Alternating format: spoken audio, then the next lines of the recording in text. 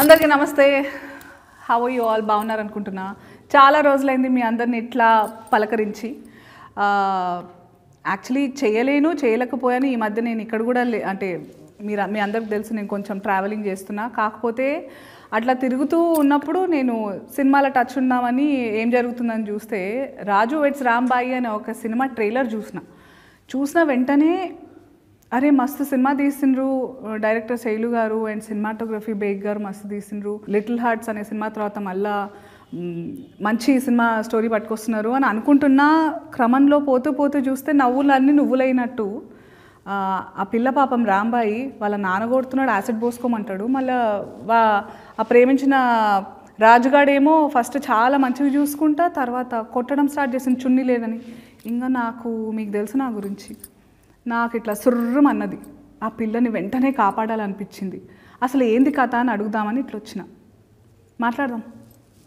Hi, Tejaswi అనాలా రాంబాయి అనాలా? ఇవాళ రాంబాయిలాగే వచ్చాను మేడం. అవును కనిపిస్తోంది. బట్ ఎందుకంటే నేను చూడంగానే ఫస్ట్ ఆఫ్ ఆల్ ఇట్లా గట్టిగా పట్టేసుకొని ప్రొటెక్ట్ చేసేయాలనిపించింది. ట్రైలర్ చూసిన తర్వాత what an amazing love story అని అనిపించింది. చాలా సందర్భాల్లో లవ్ స్టోరీస్ వచ్చినప్పుడల్లా బాగున్నాయి అనేటట్టుగా ట్రైలర్ కట్స్ ఉంటాయి. కానీ something about Raju weds Rambai is ఏంటంటే ఆ ట్రైలర్లోనే నీ జీవితం అంతా నేను ట్రావెల్ చేసినట్టు అనిపించింది నాకు. ఒకదాని తర్వాత ఒకటి మాట్లాడదాము. చాలా టాక్సిక్ రిలేషన్షిప్లో ఉన్నట్టు అనిపించింది నాకు. నువ్వు టాక్సిక్ అంటే ఏంటి మేడం? ప్రేమని అపార్థం చేసుకుంటున్న జనరేషన్ ఉంది ఇప్పుడు. ఏంటంటే చాలామంది అర్థం చేసుకున్నారు, చాలామంది లేదు. ప్రేమ అంటే కొట్టడం, తిట్టడం, పెత్తనం చెలాయించడం, మాటలు అంటే ఇప్పుడు నేను ఏవైతే యూజ్లెస్ డిమాండ్స్ ఉంటాయో అవి నువ్వు ఒప్పుకుంటేనే ప్రేమ ఉన్నట్టు, ఇట్లా చాలా మిస్ఇంటర్ప్రిటేషన్. ప్రేమని తప్పుగా అర్థం చేసుకుంటున్నారు. ప్రేమ అంటే అర్థం అది కాదు కదా. ప్రేమ అంటే ఎలాంటి పరిస్థితుల్లో అయినా ఒకరి మీద ఒకరు గివప్ చేయకుండా, అంటే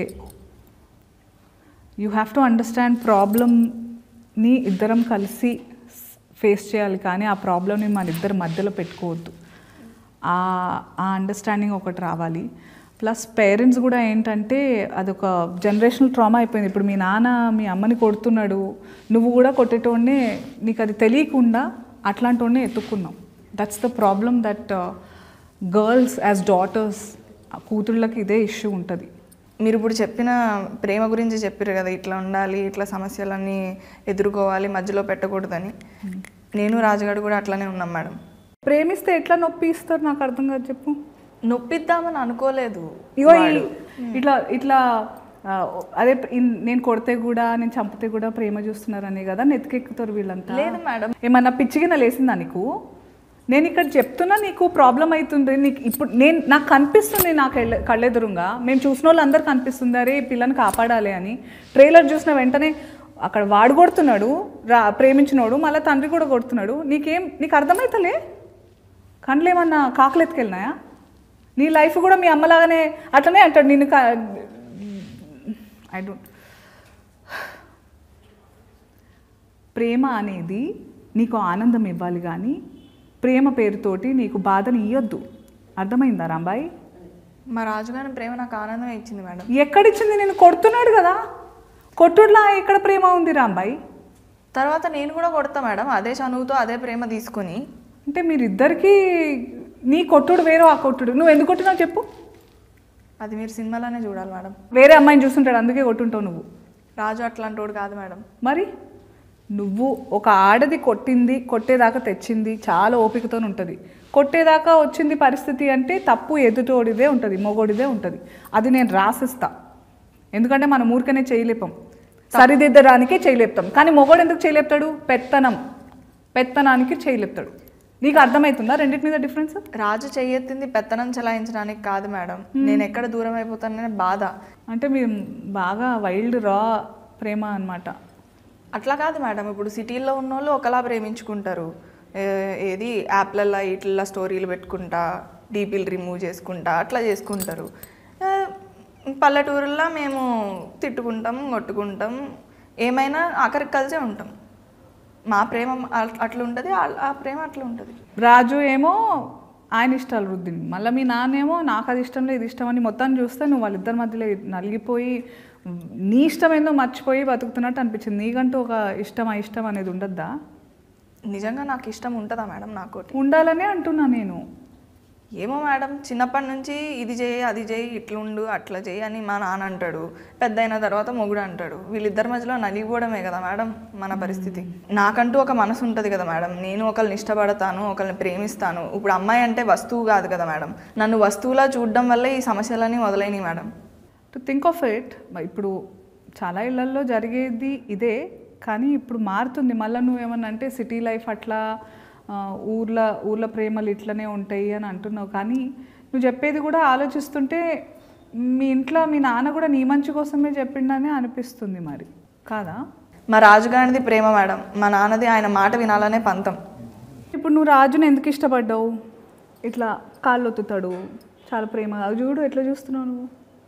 ఏమనుకోరు అంటే ఒక మాట చెప్తా, ఇట్లనే కాళ్ళు ఒత్తుతారు, స్టార్టింగ్ పడ్డాక పీక నొక్కుతారు. నొక్కిండా లేదా? రాజు నన్ను తిట్టాడు, కొట్టాడు, గొడవలు పడ్డాడు అని కొన్ని సందర్భాల్లో నేను బాధపడ్డాను మేడం. కానీ దాని వెనకాల వాడి ప్రేమ, నేను ఎక్కడ దూరం అయిపోతాను అనే బాధే నాకు కనిపించింది. కానీ ఇట్లా నువ్వు ఇంకొకళ్ళ బైక్ ఎక్కితే నిన్ను బరిగతో కొట్టిండు కదా, మరి అది ప్రేమనా? అందులో మళ్ళీ చున్నీ లేకుండా పోతే ఖాళీలో కొడతా అన్నాడు. అంటే మరి నువ్వు అన్నావా, నువ్వు లుంగి లేకుండా నువ్వు లుంగితో వస్తే నిన్ను కొడతాను అన్నావా నువ్వు? ఇప్పుడు నేను రాజుని కొట్టిన సందర్భాలు ఉన్నాయి. ఇప్పుడు మీరున్నారు కదా మేడం, మీ ఆయనతో మీరు ఎప్పుడు గొడవలు పడలేదా, కొట్టుకోలేదా? కొట్లాడుకున్నాము. ఇక్కడ టాపిక్ నాది కాదు, ఇంకా పాలు పొంగినాక ఏం చేయలేము, కానీ ఇప్పుడు నీ గురించి మాట్లాడదాం. ఇప్పుడు మా రాజు ఏది చెప్పినా నా మంచి కోసమే చెప్తాడు, నేనేది చెప్పినా ఆడి మంచి కోసమే చెప్తానని మేమిద్దరం నమ్ముతాం. అది మా ప్రేమ కదా, మిమ్మల్ని అట్లా ఉండమని చెప్పట్లేదు. నేను కొట్టాలనిపిస్తుంది మిమ్మల్ని చూస్తుంటే. బుర్రుందా? చున్నీ వేసుకోకపోతే వేరే వాడు బైక్ ఎక్కితే? మా ఊర్లలో నన్ను ఎట్లా చూస్తారో వాడికి తెలుసు మేడం, అందుకే చెప్పిండు. నువ్వు ఊరిని ప్రేమించినవా, రాజుని ప్రేమించినవా? వాడు నా మంచి కోసం చెప్పిండు మేడం. నీ మంచి నీ బట్టలలో ఉందా? నీకు నా గురించి తెలుసా? నేను అన్ని రకాల బట్టలు వేసుకుంటా, నాకు ఇష్టం, నేను అందంగా ఎన్ని ఉంటే అన్ని వేసుకుంటా.